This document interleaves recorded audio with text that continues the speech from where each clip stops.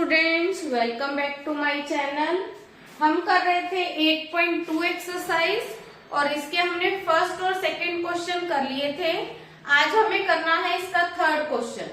तो third question देखो, बहुत इजी क्वेश्चन है और इम्पोर्टेंट क्वेश्चन भी है। ये क्या दिया हुआ है इसमें, 10a + b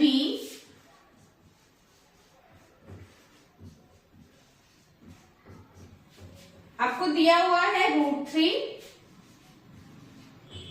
और 10a - b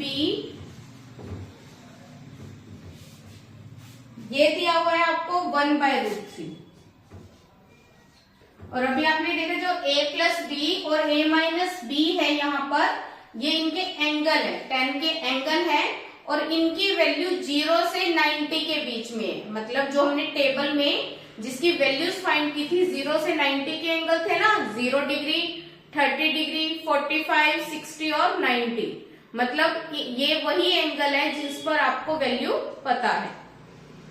इसको सोल्व करके आपने क्या करना है, ए और बी की वैल्यू निकालनी है। तो हम कैसे वैल्यू निकालेंगे, इसके लिए मैं आपको थोड़ा सा सिर्फ 10 की टेबल का याद दिला देती हूँ। 10 किसके इक्वल था हमारे पास, 0 पे 30, 45, 60 और 90 पे हमें वैल्यू पता है इसकी टेबल के अकॉर्डिंग।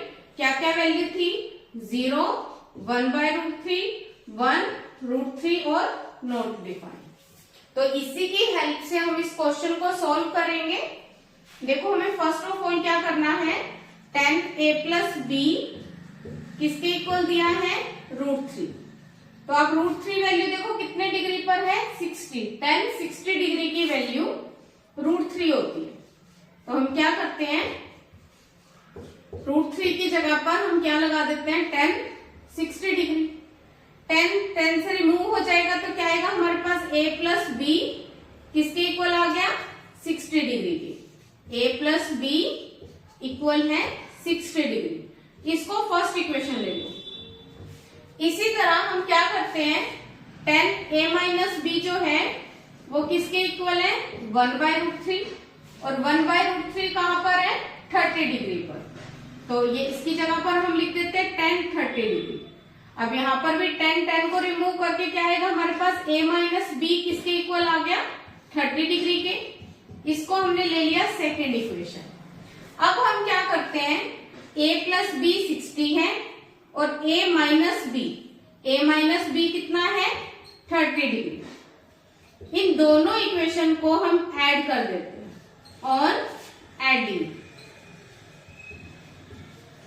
ऐड करने पर क्या होगा, b से b कैंसल, a और a 2a, 60 और 30 90 डिग्री। तो a की वैल्यू कितनी आ जाएगी हमारे पास, 90/2। a की वैल्यू कितनी आ गई, 45 डिग्री। अब a की वैल्यू अगर हमने फाइंड कर ली, हम b की वैल्यू इजीली फाइंड कर सकते हैं। कैसे, इसको हम किसी भी इक्वेशन में पुट कर देते हैं। जैसे हमारे पास सेकंड इक्वेशन थी, उसमें हमने a की वैल्यू पुट कर दी 45 डिग्री। क्या होगा, -b = 30 - 45, -b = माइनस का 15 डिग्री। माइनस से माइनस कट जाएगा तो a की वैल्यू हमें मिल गई 45 और b की वैल्यू मिल गई 15 डिग्री। ये दोनों वैल्यूज हमने इसकी फाइंड कर ली। क्लियर है, करो नोट डाउन।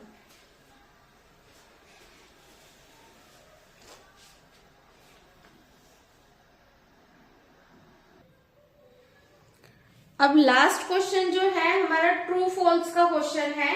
और आप सोचोगे कि ये मैंने टेबल क्यों बनाई है, क्योंकि इसकी हेल्प से ही हम उनको बताएंगे कि वो ट्रू है या फॉल्स है। फर्स्ट पार्ट जो है इसका, फोर्थ क्वेश्चन का, उसमें आपको दिया हुआ है sin a + b। इसमें क्या लिखा है, sin a + b इक्वल है sin a + sin b।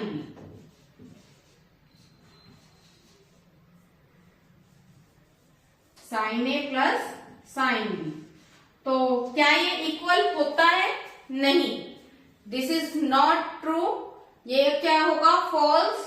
क्योंकि अगर जब आप अपर क्लासेस में जाओगे तो हमारे पास साइन ए प्लस बी का फॉर्मूला होता है साइन ए कोस बी प्लस कोस ए साइन बी, और ये इसका एंगल है। यहाँ पर ए और बी एंगल को प्लस किया गया है, तब साइन से अटैच किया है, और यहाँ पर ए और बी के साथ ये दो अलग अलग एंगल है, उनके साथ साइन की वैल्यू है, तो ये नॉट ट्रू, ये फॉल्स है। नेक्स्ट, इसमें क्या कहते हैं कि अगर थीटा को इंक्रीज करें तो साइन थीटा की वैल्यू भी इंक्रीज होती है। यस, देखो आपने थीटा को इंक्रीज किया 0 से 30, 30 से 45, तो इसकी वैल्यू साइन की वैल्यू भी क्या होती रही, इंक्रीज। 0 से कहां तक इंक्रीज हो गई, 1 तक। तो इसका जो सेकंड पार्ट है वो क्या है, ट्रू। थर्ड पार्ट में क्या कह रहे हैं कि if theta will be increase then value of cos theta will also increase. तो कोस थीटा की वैल्यू ऐसा नहीं है, क्योंकि वो अगर एंगल इंक्रीज कर रहे हैं तो कोस थीटा की वैल्यू क्या हो रही है, डिक्रीज, इंक्रीज नहीं हो रही। 1 से कहां पर चली गई, 0 पर। तो थर्ड क्या हो जाएगा इसका आंसर, फॉल्स। नेक्स्ट पार्ट है कि थीटा की ऑल वैल्यूज पर, अगर हम थीटा की ऑल वैल्यूज देखें उसमें साइन थीटा और कोस थीटा इक्वल होते हैं। नहीं, ऐसा तो नहीं होता। साइन की वैल्यू फर्स्ट पे देख लो, कोस 0 डिग्री पर साइन की वैल्यू है 0, कोस की वैल्यू क्या है 1, तो ये भी क्या होगा, फॉल्स। ऑल एंगल्स पर साइन और कोस इक्वल नहीं होते। और लास्ट है आपके पास कि अगर ए की वैल्यू 0 है तो कोट ए क्या होगा, नॉट डिफाइंड। तो क्या होगा, 0 डिग्री पर कोट क्या होगा, नॉट डिफाइंड। ये क्या है आपका, ट्रू, क्योंकि ऐसा ही होता है।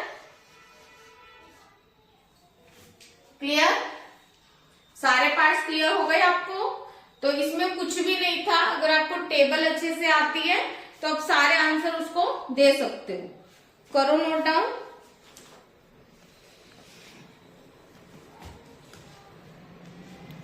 Please like, share and subscribe. Thank you.